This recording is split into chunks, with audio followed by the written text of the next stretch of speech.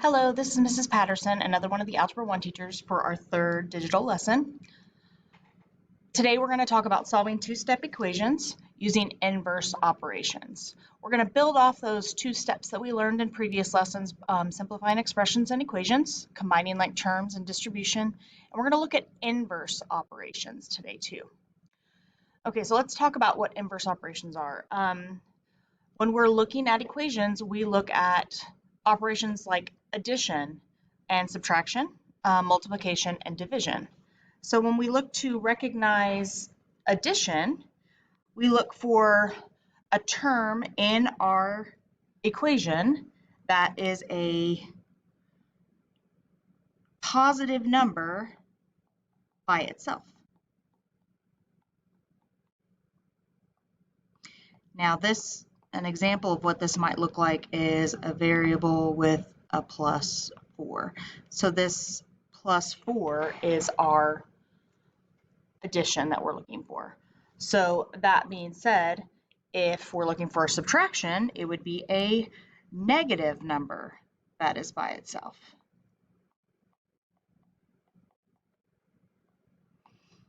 And when we look for this, we could see something like 2x minus 3. This negative 3 would be that subtraction that we're looking for. Now, multiplication is a little bit trickier just because we don't use that x like we have done previously in other math classes. We've moved on because x could be a variable. So we need to look for two terms that are sitting by, two parts of a term that are sitting by itself. So like a number and variable just sitting right next to each other.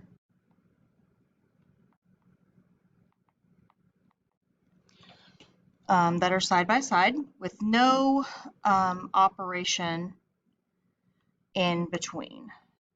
Try this again. So if we could, for instance, like the 2x. So it's just understood that these two parts of this term are being multiplied. And then the inverse operation of multiplication is division. And for division, you're looking for what would resemble a fraction. So you could have a variable on top divided by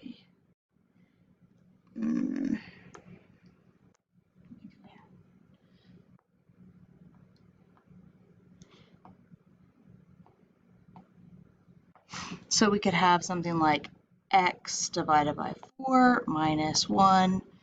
So this would be a clue that we'd have to use the opposite of division. We could also even have like an expression over a constant. So we could have something like x minus 2 all over 4. So there you go, so you can see it. Let me make this a little bit more legible. I apologize. So there's some examples of what you would look for division. So let's talk about the steps that we need to follow in order to solve a two-step equation. So we've got two steps, but it is really two steps. So the first step is to draw a line down the equal sign. So that's not really one of the two steps, but I'll do this. We'll do this example to the right as I go through these. The next step would be to move the constant using inverse operations, and we'd simplify.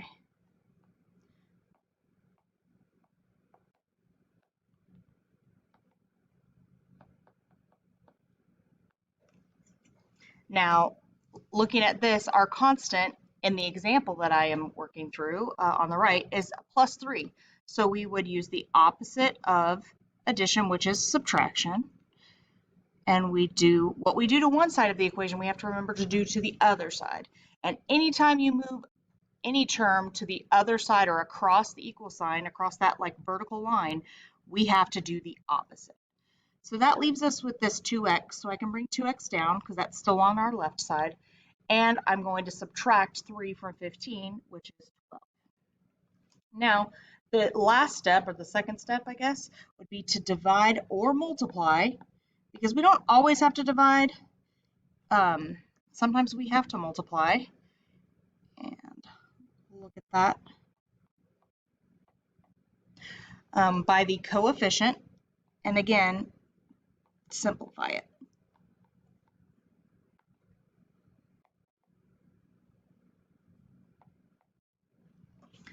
So our last step here is to divide both sides by 2. And then the 2 divided by itself becomes 1. So x is going to equal 6. So that is our answer. Now you can go back and plug this into your equation to check, which if we did that, we would 2 times 6. So anywhere there's the variable, we just plug that in, plus 3 equals 15. Now, I just checked that. 2 times 6 is 12, plus 3 is 15, so that works. Okay, let's move on to the second example. In this one, we're asked to solve for y. Now, this looks different than our previous equation because that plus 3 is actually in the numerator of that fraction. So right here, I noticed that there's division going on. So thinking back to our inverse operations, our opposite or inverse operation of division is multiplication. So I have to multiply both sides because I've got a balanced equation to get rid of that 2 in the denominator. And I have to do that first because that whole expression is being divided by 2. So that's why we have to do that first. We have to get rid of that 2. So that'll cancel it out on the left, which I was supposed to draw on my wall. Oops. Equals, okay, so it cancels that out. Now we're just left with y plus 3, but we have to double 5. So 5 times 2 is 10. Now looking at this, oh, well, I have a constant all by itself with a plus 3. So what's the opposite of 3? The inverse operation of addition is, I'm sorry, not the opposite of 3. The opposite of a positive 3 is to make it negative. So that'll cancel the 3's out on the left. So we're left with y equaling 7. Okay, and let's look at the next one.